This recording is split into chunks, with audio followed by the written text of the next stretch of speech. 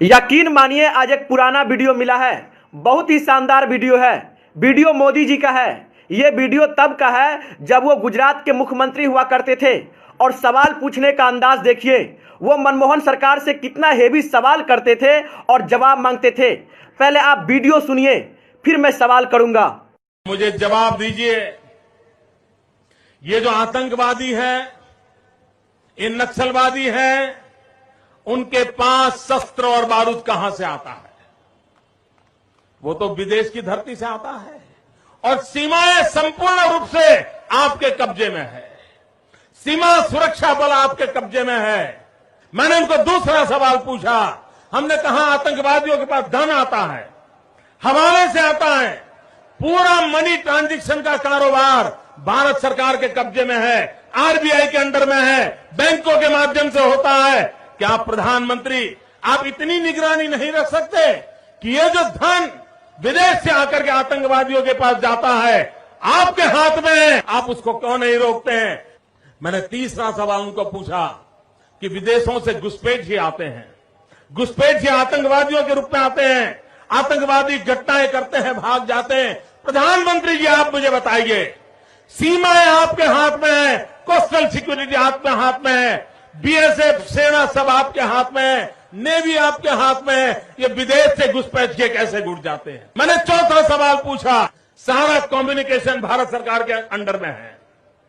कोई भी अगर टेलीफोन पे बात करता है, ईमेल भेजता है, कोई भी कम्युनिकेशन करता है, भारत सरकार उसको इंटरप्ट कर सकती है। इंटरप्ट कर करके जानकारियां पा सकती है कि आतंकवादी गतिविधि के अंदर कौन सा कम्युनिकेशन चल रहा है और आप उसे रोक सकते हो। मैं पूछना चाहता हूं प्रधानमंत्री जी को, इस विषय में आपने क्या किया है? मैंने पांचवा सवाल उनको पूछा कि आप विदेशों में जो आतंकवादी भाग चुके हैं, जो लोग विदेश में बैठ करके हिंदुस्तान में आतंकवाद की घटनाएं कर रहे हैं, उनको प्रत्यारोपण के द्वारा हिंदुस्तान लाने का हमें अधिकार होता है। आपकी विदेश नीति में वो क्या ताकत है? एक बार इन पांचों चीजों पर कुछ करके दिखाइए, आतंकवाद जड़ मूल से उखड़ जाएगा। राज्यों के अधिकार हथिया करके राजनीति के करने के खेल छोड़ दीजिए। भाइयों बहनों, दिल्ली की सल्तनत के पास मेरे इन सवालों के जवाब नहीं है। कितना अच्छा वीडियो है, सुन के मजा आ गया। मोदी जी आप सवाल लाजवाब करते हैं। क्या पूछा है आपने?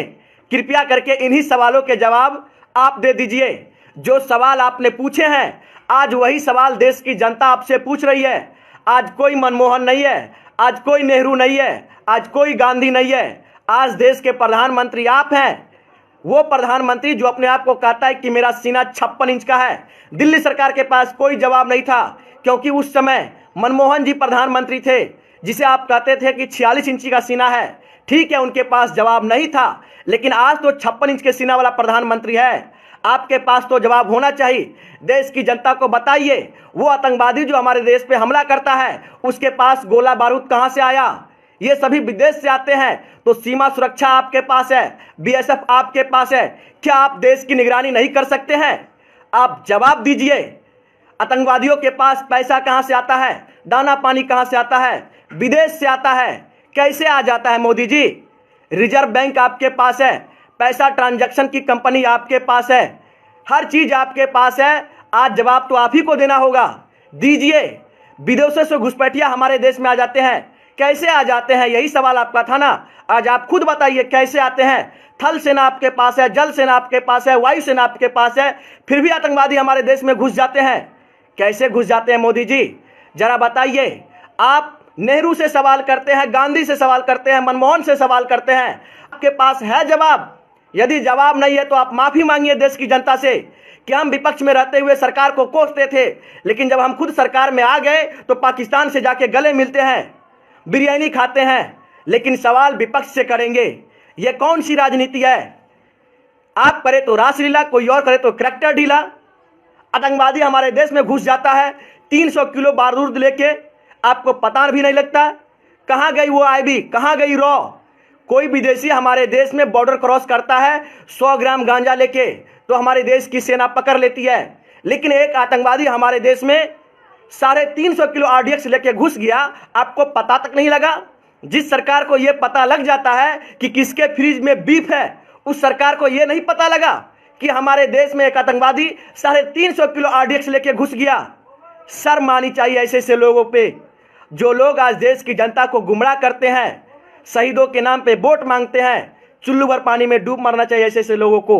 मेरे बातों से सहमत है तो शेयर कीजिए। और कितना अच्छा सवाल था, यही सवाल मोदी जी आपसे है, आप जवाब दीजिए। आपके पास तो 56 इंच का सीना है, हमें उम्मीद है कि आप जवाब जरूर देंगे। सोनू सलमान ने आपसे सवाल किया है, यह सवाल मेरा नहीं है, देश की जनता का सवाल है। आप जवाब जरूर दीजिएगा और देश की जनता शेयर कीजिए, 56 इंच के सीना तक पहुंचाइए।